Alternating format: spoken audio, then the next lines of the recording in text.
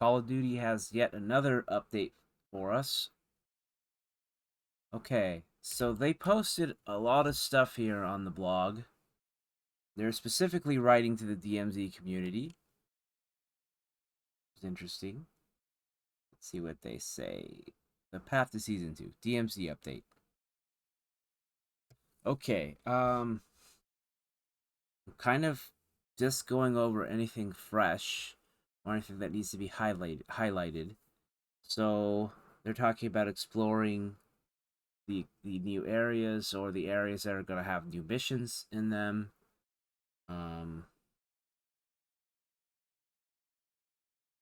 They want to share more details about what's coming within the growing DMZ ecosystem.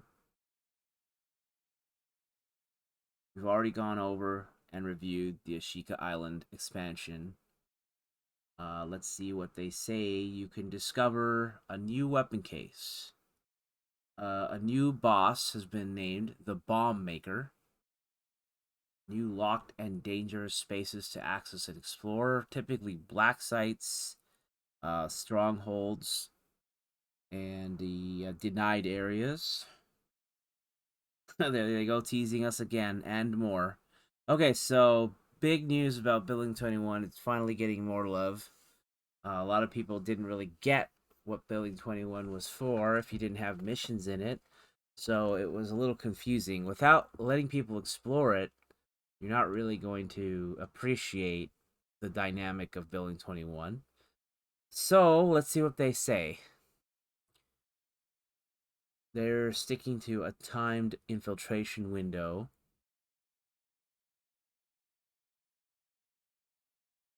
It says you will find access cards for Building 21 in Ashika Island. Well, that's actually news. Has not been confirmed previously. So, okay. They're specifically saying where you can find those. That's what they're saying. Let's see what else they say. Known, what is it? A crash of unknown aircraft at Satik Cave complex. There are developments to explore in Al Mazrah, so this is something new. A crashed aircraft at Satik Cave. White Lotus and Legion are fighting. Perhaps operators can take advantage of this interfaction animosity. Right? Back to the refresh and reset. Let's see what they say. Not even going to. If I'm not clear on what they're saying, I'm not really going to comment on it. They are going to have updated mission set that incorporates all exclusion zones. And this is really what they kind of wanted to say, but I don't think that they were able to explain it. They want to have missions that can be done in every area. So right now they had missions that could only be done in Al Mazrah, for example. And I don't know if they're trying to really have a lot of missions that could be done everywhere, or if they're going to have set missions for each of the different areas. So in any case, there's going to be missions for all the areas. So I mean, it sounds good, sounds better. Um, let's see. Last week they're going on about insured weapon slots that have previously been unlocked will not be reset. However, if you did not unlock an additional insured slot, the new Season 2 requirements to do so should take much less time. So, it sounds kind of like a win-win.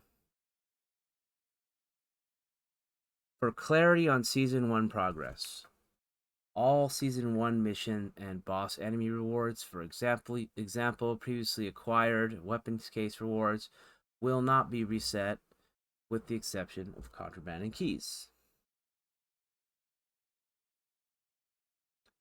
They say again, mission progress was too difficult. I'm sure they're trying to say that it ramped up too much.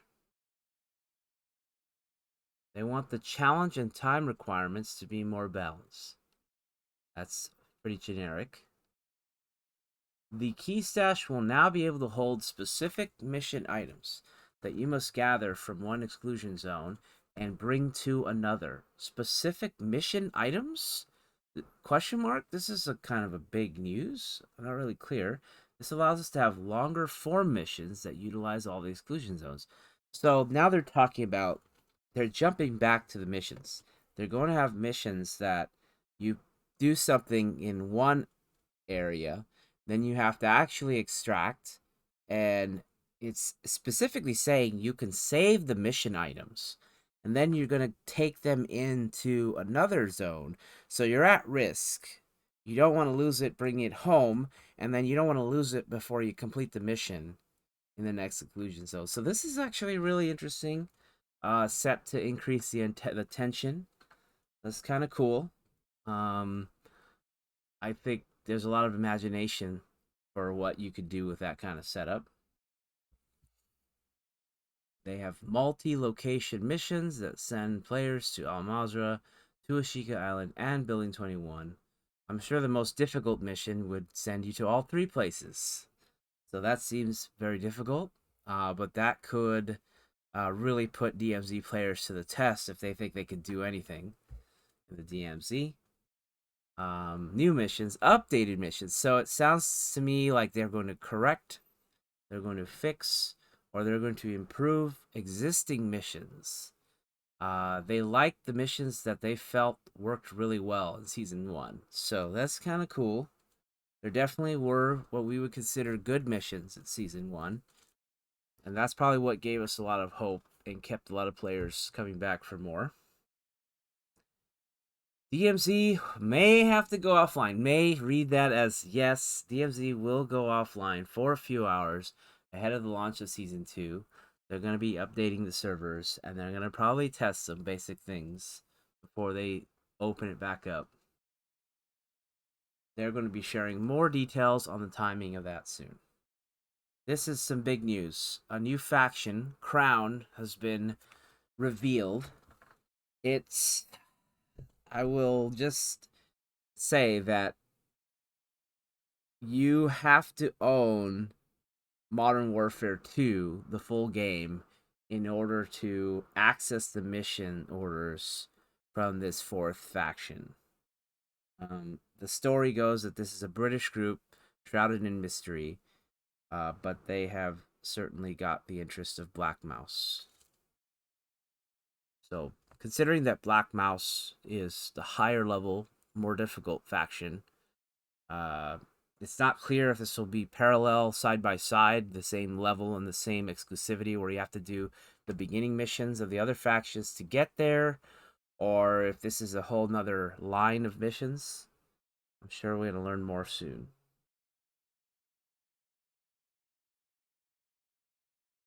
Let's see here. Some of the changes coming to DMZ 2. They're adding additional context. Enemy tuning. Okay. The ramp up of difficulty of AI was often steep, with some players getting overwhelmed.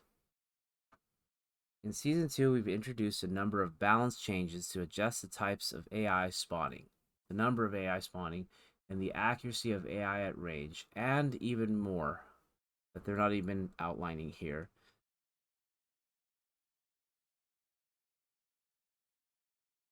We can assure you, it's the developer's notes right here.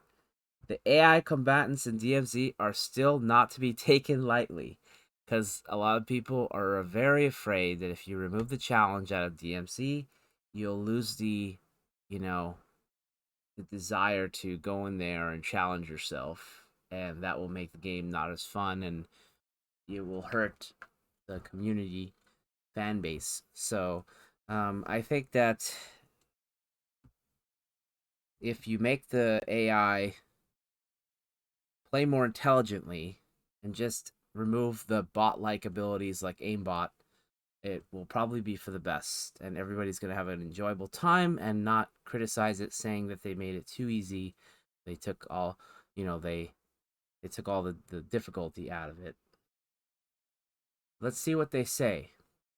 They're moving infiltration points around, but they've also made changes to the exfil and they've made changes to the boss locations, and they've made changes to the dead drop locations. Because right now, the problem that you have, as you can see, the developers think that this is a problem. The dead drop locations, everybody knows that they access those missions at a certain time. So there are a lot of campers that are camping dead drops. There's obviously going to be people going for the bosses. If it's too predictable, that may not be ideal. And then you have exfil camping, which is not that great.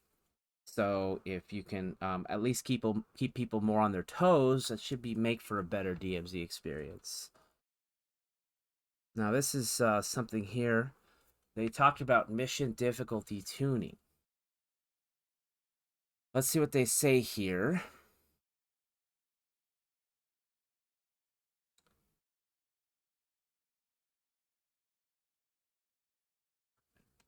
Okay, so nothing new. No new developer notes.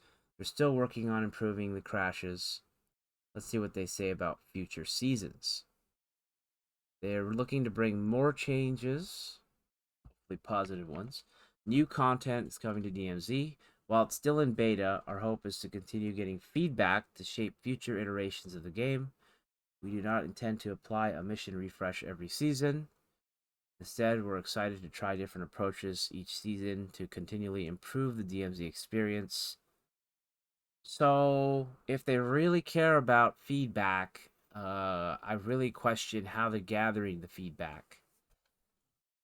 So, I hope that they'll have opportunities for the community to steer some of the conversation for the feedback.